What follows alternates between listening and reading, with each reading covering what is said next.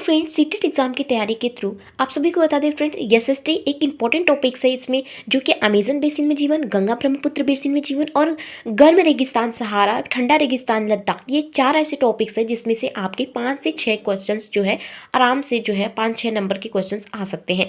तो इन टॉपिक्स को क्यों ना आप सभी को बता दें कि इसमें जो है देख सकते हैं, मैंने पेपर्स भी लिए हैं कि पेपर में क्वेश्चंस कैसे बने हैं, और इसके साथ ही उसके कुछ एक्सप्लेनेशन यानी कि कुछ हमने यहाँ पे ऐड करके भी आप सभी को दिखाया है। तो सबसे पहले हम लोग क्वेश्चंस देख लेते हैं, ठीक है। लद्दाख को छोटा तिब्बत भी कहते हैं, इसमें क्या समानता है? तो यहाँ पर देख सकते हैं इसमें चारों समानताएं देखने के लिए ऑप्शन नंबर 4 इसका राइट आंसर हो जाएगा।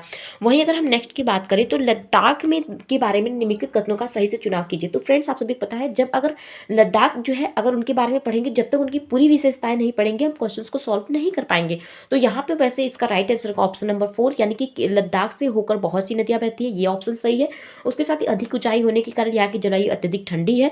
और नेक्स्ट है कि यह क्षेत्र बर्फीली हवाओं एवं तेज जलाने वाली ताप का अनुभव करती है, ऑप्शन नंबर 4 इसका राइट आंसर हो जाएगा। अब अगर हम बात करेंगे ठंडा रेगिस्तान लद्दाख के बारे में, अगर हम बात करें लद्दाख के बारे में, तो जम्मू एवं कश्मीर के पूर्व में बृहद हिमालय में स्थित लद्दाख एक ठंडा रेगिस्तान है।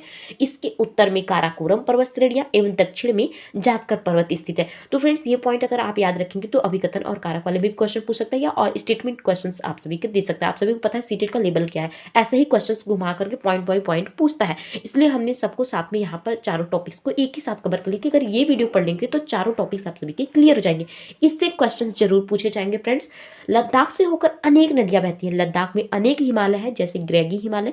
लद्दाख की ऊंचाई कारगिल में लगभग 3000 मीटर से लेकर काराकोरम में 8000 मीटर से भी अधिक पाई जाती है। ऊंचाई पर वायु परत पतली होती है। यहाँ पे पूछ सकता है कि ऊंचाई पर वायु परत जो होती है पतली होती है या नहीं पतली होती, इस तरीके से पूछेगा घुमा करके। ग्रीष्म ऋतु में दिन का जो तापमान होता है वह 0 डिग्री सेल्सियस से कुछ ही अधिक होता है, और रात में तापमान 0 डिग्री सेल्सियस से नीचे चला जाता है। अतः यहाँ वर्षा बहुत ही कम होती है, मुश्किल से 10 सेमी प्रति वर्ष जो है यहाँ वर्षा होती है। यह क्षेत्र बर्फीली हवाओं एवं तेज जलने वाली सूर्य ताप का अनुभव करती है। तो फ्रेंड्स, आप सभी को बता दें, ये पॉइंट्स जब आपने पढ़ा होगा तो यह क्षेत्र बर्फीली तेज हवाओं तेज जलने वाले ताप का अनुभव करती है, ये वाली लाइन इसमें मैच कर दिया। उसके साथ ही लद्दाख से होकर अनेक नदियां बहती है, और यहाँ पर ठंडी अत्यधिक ठंडी जलवायु, ये तीनों पॉइंट्स आप सभी ने देखे।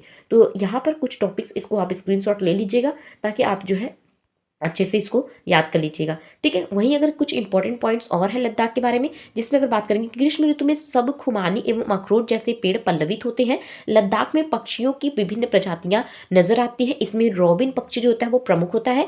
यौक के दूध का उपयोग पनीर व मक्खन बनाने के लिए किया जाता है।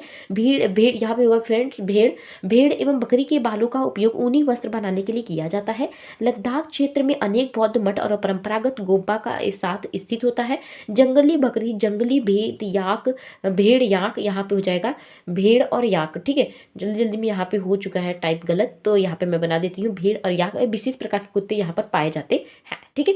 नेक्स्ट वही अगर हम क्वेश्चंस की बात करें तो यहाँ पर देख सकते हैं, भारतीय महाद्वीप में उपमहाद्वीप में गंगा ब्रह्मपुत्र बेसिन की व्याख्या करने वाले कथन पर चयन कीजिए। तो हमने लद्दाख वाला चैप्टर टॉपिक्स क्लियर किया। नेक्स्ट हमारा जो टॉपिक है वो है गंगा ब्रह्मपुत्र बेसिन, ठीक है। इससे क्वेश्चन किस तरीके से पूछे गए वो देख लेते। इसमें इस प्रदेश में शंकुधारी वन पाए जाते हैं। उसके साथ ही यह बेसिन उपोष्ण में स्थित है। यह इस क्षेत्र की जलवायु मुख्यतः मानसूनी है। बेसिन क्षेत्र में विभिन्न प्रकार की स्थलाकृतियां हैं, तो ऑप्शन नंबर बी ही इसका राइट आंसर हो जाएगा। अगर हम गंगा ब्रह्मपुत्र के बारे में पढ़ें तो यहाँ पर आप देख सकते हैं कि गंगा तथा ब्रह्मपुत्र की सहायक नदियां मिलकर भारतीय उपमहाद्वीप में गंगा ब्रह्मपुत्र बेसिन का निर्माण करती हैं। घाघरा, सोन, चंबल, गंडक, कोसी जैसी गंगा की सहायक नदियां एवं ब्रह्मपुत्र की सहायक नदियां इसमें अपवाहित होती है। तो ये पूरी जो है याद कर लीजिएगा नदियों के नाम, क्योंकि इस ऐसा हो सकता है कि इसे के नाम पूछ दे और आपको पता ही ना हो, तो ठीक है, इसको पढ़ लीजिएगा। उसके साथ ही बेसिन क्षेत्र में विभिन्न प्रकार की स्थलाकृतियां हैं। जनसंख्या घनत्व तो अधिक है। यहाँ की मिट्टी उपजाऊ है। धान यहाँ की मुख्य फसल है। यहाँ की मुख्य फसल क्या है? धान है। गेहूं, मक्का, ज्वार, बाजरा प्रमुख है। गन्ना एवं जूट जैसी नगदी फसल, यहाँ पे होगा नगदी फसल, ठीक है। नगदी फसल जो होती है यहाँ पे उगाई जाती है।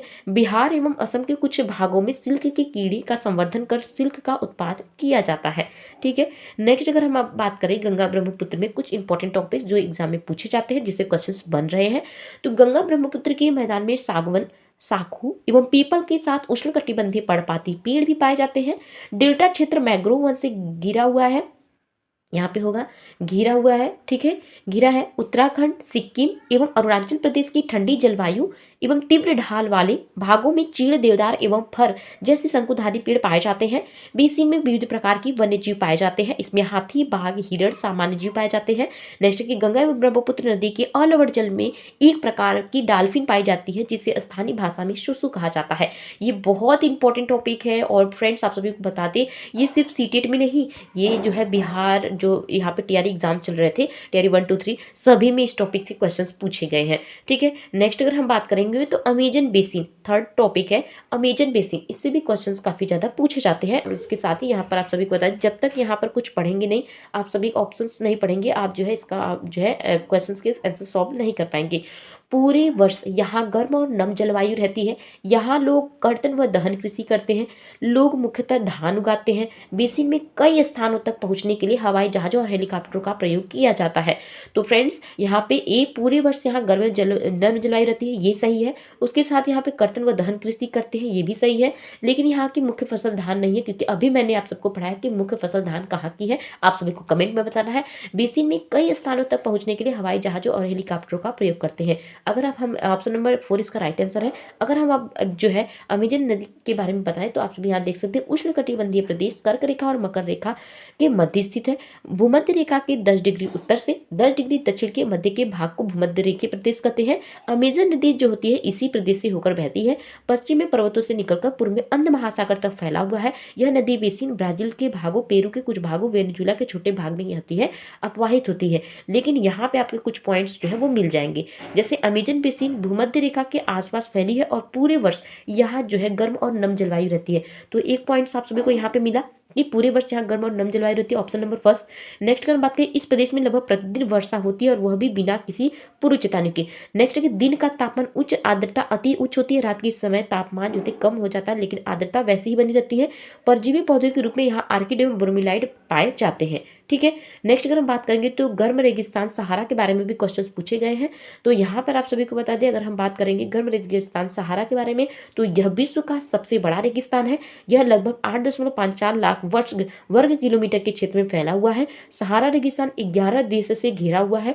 सहारा मरुस्थल बालू की विशाल परतों से ढका हुआ ही नहीं, वरन यहाँ बजरी के मैदान और नग्न चट्टानी सतह वाले उत्थित पठार भी पाए जाते हैं, ठीक है। तो ये होगी आपकी सहारा मरुस्थल, यानी कि सहारा के बारे में। तो 4 ऐसे टॉपिक्स थे जो कि एग्जाम में पूछे गए और इन चारों के बारे में हमने आप सभी को बताया।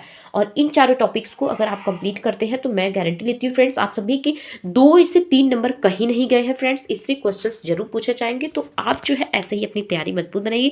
कल जिसके लिए जो एग्जाम के कल जिसका एग्जाम है उसके लिए ऑल द बेस्ट। उसके साथ ही आप सभी जो है अपनी तैयारी को मजबूत बना रखिए और जो भी डाउट्स कमेंट में जरूर पूछेगा, शायद हम आपके डाउट्स को क्लियर कर सके। धन्यवाद।